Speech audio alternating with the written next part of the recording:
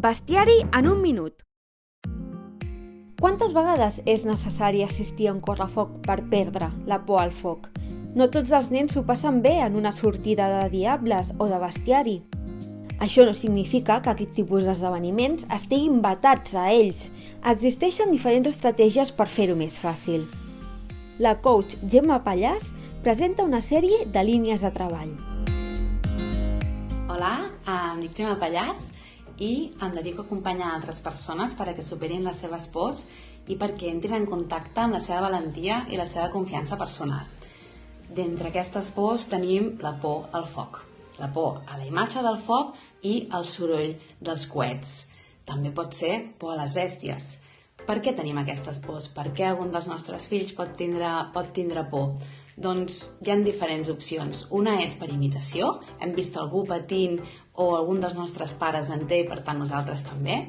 Pot ser que sigui per una experiència, un dia es va costar massa un petard i aquell moment va causar un mini trauma, o simplement per memòria genètica. Hi ha pors que les tenim instal·lades a la nostra ment per protegir-nos d'elles. I el foc pot ser un element perillós, per tant, pot ser que tinguem una por ja, una predisposició a sobreprotegir-nos del foc.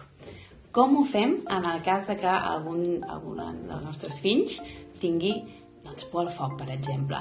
Doncs, en primer lloc, mai ridiculitzar-ho, mai. Aquí ni grans ni petits decidim quines són les coses que ens fan por i mai treure-li ferro, no? Doncs, no, home, si no passa res, que és el que fem sempre, no? Si això no fa por, si li fa por, li fa por. Així que el pitjor que podem fer és fer que se senti malament per la por que té, una por que no escull, no?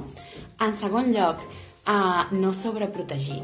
Està clar que si nosaltres evitem aquelles situacions al màxim, no anem mai a una quedada de bestiari, no en parlem a casa, etc., doncs el que farem és que aquella por es quedi instal·lada i que s'estanqui o probablement que augmenti, que cada vegada tingui més por a això.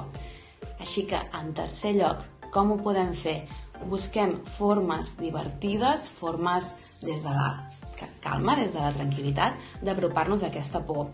Podem dibuixar a casa, dibuixar aquell so que em fa tanta por. Puc dibuixar el foc. Puc veure vídeos des de casa amb el volum, per exemple, molt fluix i cada vegada, doncs, fins a on ens atrevim? Fins a on t'atreviries a escoltar aquest so? En el cas que la por la faci el so, no? Busquem maneres de forma progressiva que el nen es vagi apropant a aquella por. Com més ens acostem a la por, més confiança i més baixarà aquesta por. Sentir por no ho decidim, és normal, simplement es tracta d'apropar-nos a aquesta por per veure que no fa falta aquesta gran protecció, que no passa res per sentir por. I per últim, en el cas que hi hagi un punt d'ansietat davant d'aquesta por, sí que segurament ja seria una fòbia i per tant aquí s'haurien d'utilitzar tècniques més personalitzades i demanar ajuda. Així que, si teniu nens o nenes amb por al foc, ja ho sabeu. Així podem disfrutar tots del bestiari. Adéu!